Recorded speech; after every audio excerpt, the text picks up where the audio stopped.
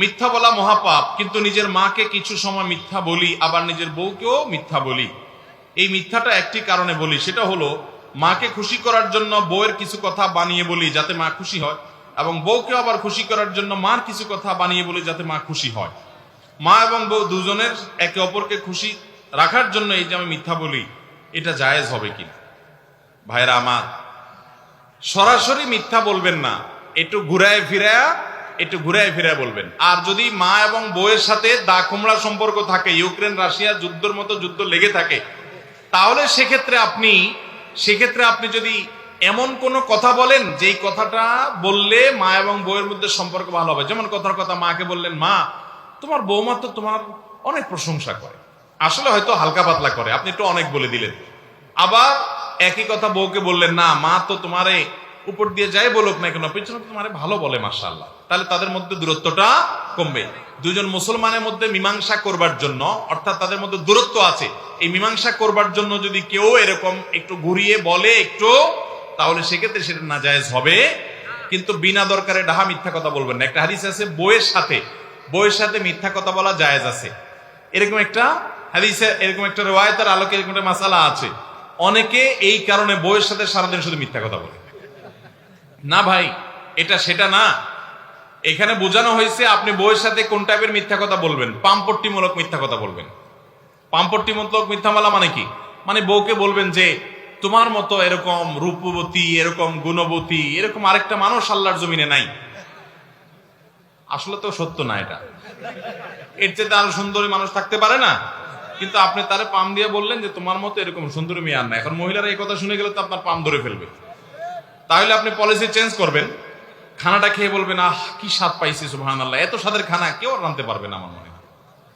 এটাও মহিলারা জেনে গেছে, তাহলে আরেকটা আইডিয়া বাইর করবেন, ঘুরায় ফিরে দিবেন। এভাবে বউকে ঘুরায় ফিরে বললেন ভালো নিজের সাথে সম্পর্ক রাখার জন্য। আমাদের বেশিরভাগ স্বামীরা এত আচরণ খারাপ আর এত ছেঁচড়া যে ভালো হইলো মহিলারে খোঁচায়, না না এটা কোনো রান্দার জাত হইলো, বলে কি বলে না, এগুলা খারাপ স্বামী।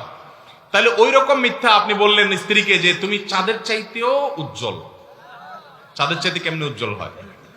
তারপরও বললেন। তো এই জাতীয় মিথ্যা একটু ঘুরায় বললেন স্ত্রীকে, পাম্পট্টিমূলক, প্রশংসামূলক, খুশি করার জন্য। একই কথা স্বামী স্ত্রী একে অন্যকে এইভাবে ভালোবাসার কারণে করবে, বলবে, এটা জায়েজ আছে। কিন্তু এর মানে এই না বাজার থেকে শাড়ি একটা কিনে আনছেন 1000 টাকা দিয়ে, আইনা বললেন জানো এটা 5000 টাকা দিয়ে কিনে আনছে। ওই রকম মিথ্যা কথা যদি বলেন তাহলে ওটা জায়েজ হবে না, মিথ্যা হবে। তাছাড়া এরকম মিথ্যা যদি আপনি বলেন, ওই মহিলা আপনি ট্যাগ যদি তুলতে ভুলে যান, কোনোভাবে যদি ট্যাগটা দেখা যায় যে এটা 1000 টাকা দাম, তাহলে মায়ের ট্যাগটাও নিচে পড়বে না। বলবে না যে মিথ্যুক, সারা জীবন আমার সাথে মিথ্যা কথা বলে গেছো। আমার পরিচিত এক সরকারি অফিসার ছিল, উনি বলে যে ভাই আমার বস, না উনি নিজের কথা নিজে বলছিলেন যে আমি যখন বাহিরে যাই, আমার অফিসের কেরানি আছে একজন, বলে যে তাকে দায়িত্ব দিই বাজার করার জন্য, কিন্তু সে যতই বাজার করে আমার বউ তার বাজারে খুশি না। আমি আসলে বলে দুধ তার বাজার পছন্দ হয় না, তুমি বাজার না করলে হয় না। তো এখন কেরানি বলতেছে স্যার এত কষ্ট করে বাজার করি, এত দুইজনের সামনে, আমার সামনে ঘটনা, দুইজনে কেরানি বলতেছে স্যার এত কষ্ট করে বাজার করি, বাজারের সবচেয়ে ভালো জিনিসটা আনি, আপনি প্রভাবশালী সরকারি অফিসার, দোকানদারদের বলি খবরদার স্যারের বাজার, ওরা সব ভালো জিনিসটা দেয়, তারপরও ভাবি আমার বাজার পছন্দ করে না। কাহিনী দেখে আপনি কি দিয়ে বাজার করেন যে আপনারটা এত পছন্দ করে?